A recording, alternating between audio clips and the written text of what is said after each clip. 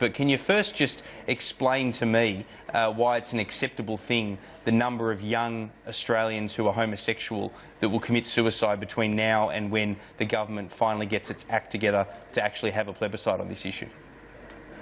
Well, any self-harm's a tragedy, Peter, and I hope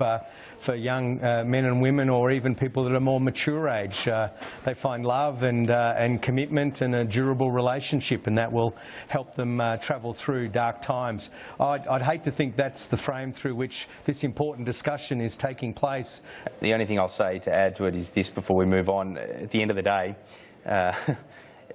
if you have a situation where you now have this sort of delay ahead of a plebiscite which could take years to manifest now, two things are unavoidable. For the party that professes the importance of stopping the boats to stop deaths at sea, what about young homosexual people that will commit suicide between now and this plebiscite because of the lack of acceptance that they face in their communities, include rural communities in that for Nationals watching who voted overwhelmingly against this. And the second one, of course, is yes, the people will decide, and the polls tell us that the people will decide at a plebiscite in favour of same-sex marriage, but boy, it will be a divisive debate, and it will be a drawn-out divisive debate because of the many years between now and when it will be had as a result of last night's decision. I can see strategically why the Prime Minister went down that path from a purely strategic political perspective, but I don't know. There are consequences, and we'll debate those in the coming weeks, no doubt. All right, well, the Commonwealth Bank